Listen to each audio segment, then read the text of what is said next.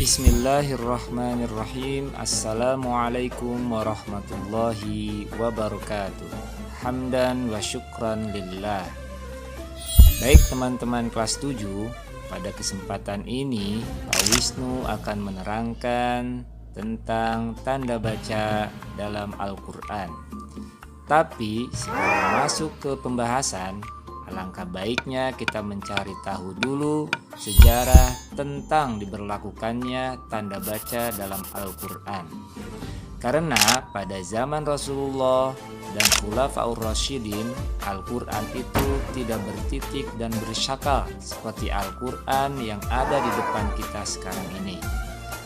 Sekalipun pada zaman Rasulullah dan Khulafaur Rasyidin Al-Quran belum bertitik dan bersyakal, namun para sahabat Nabi belum mendapatkan kesulitan dalam membacanya.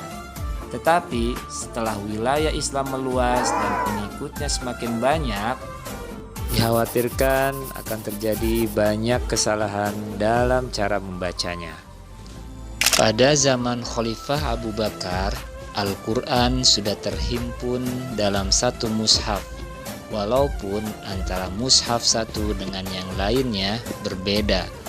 Tapi setelah masa Khalifah Utsman bin Affan, sudah mulai dirintis sistematika Al-Quran secara terpadu, sehingga semua mushaf yang ada berurutan sama satu dengan yang lainnya. Pelopor utama perbaikan teknis tulisan Al-Quran dilakukan oleh Abu Aswad Ad-Dauli atas nasihat Ali bin Abi Thalib. Karena jasa beliau, Al-Quran sekarang ini sudah bertitik dan berharokat. Dan itu semua disempurnakan lagi pada masa kepemimpinan Abdul Malik bin Marwan, khalifah kelima dinasti Bani Umayyah. Beliau memberi tugas kepada seorang gubernur yang bernama Al-Hajjaj bin Yusuf untuk meletakkan titik sebagai pembeda di antara satu huruf dengan huruf lainnya. Misalnya huruf ba dengan satu titik di bawah, huruf ta dengan dua titik di atas, dan huruf tha dengan tiga titik di atas, dan lain sebagainya. Pada masa kepemimpinan dinasti Abbasiyah, mulailah adanya penambahan tanda baris berupa domah, fathah, kasroh, dan sukun. Pada masa Khalifah Al-Ma'mun, para ulama berijtihad dengan tujuan untuk memudahkan bacaan Al-Quran bagi seluruh umat Islam, khususnya yang bukan dari orang Arab. Kemudian diputuskan untuk memberikan tanda-tanda baca tajwid. Nah, itulah sedikit sejarah tentang tanda baca yang ada dalam Al-Quran yang kita pegang sekarang, yang mana itu semua untuk memudahkan kita dalam membacanya, walaupun kita bukan orang Arab.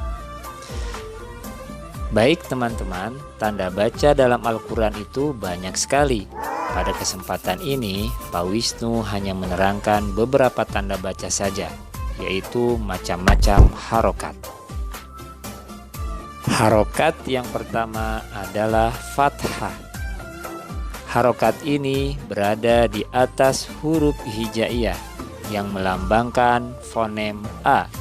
Contohnya adalah huruf sin berharokat fathah, maka dibaca sa.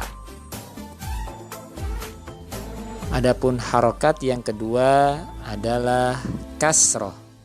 Harokat ini berada di bawah huruf hijaiyah yang melambangkan fonem I. Contohnya adalah huruf jim berharokat kasroh, maka dibaca menjadi ji. Harokat yang ketiga adalah dhammah. Harokat ini berada di atas huruf hijaiyah yang melambangkan fonem U. Contohnya adalah huruf ba jika berharokat dhammah, maka dibaca bu. Adapun yang keempat adalah harokat sukun. Harokat ini berada di atas huruf hijaiyah. Harokat sukun melambangkan fonem konsonan atau huruf mati dari suatu huruf. Contohnya adalah lafaz as. Huruf sin berharokat sukun, maka sin menjadi huruf konsonan. Yang kelima adalah harokat tasydid, syaddah atau syiddah. Harokat yang berbentuk layaknya huruf W yang diletakkan di atas huruf hijaiyah. Harokat tasydid melambangkan penekanan pada suatu konsonan yang dituliskan dengan simbol konsonan ganda. Adapun contohnya adalah lafaz madda, yamuddu. Adapun harokat yang terakhir adalah tanwin. Harokat ini untuk menyatakan bahwa huruf pada akhir kata tersebut diucapkan layaknya bertemu dengan huruf nun mati.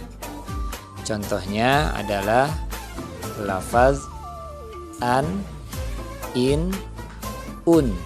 Dan harokat tanwin ada 3 macam: fathatain, kasrotain, dan dommatain. Baiklah teman-teman kelas 7, itulah beberapa pembahasan tanda baca dalam Al-Quran yang kita sebut dengan harokat. Adapun tanda baca dalam Al-Quran yang lainnya akan kita bahas di lain kesempatan. Semoga ini semua bermanfaat dan semoga kita semua dimudahkan oleh Allah dalam belajar membaca Al-Quran yang baik dan benar. Wabillahi taufiq wal hidayah. Assalamualaikum warahmatullahi wabarakatuh.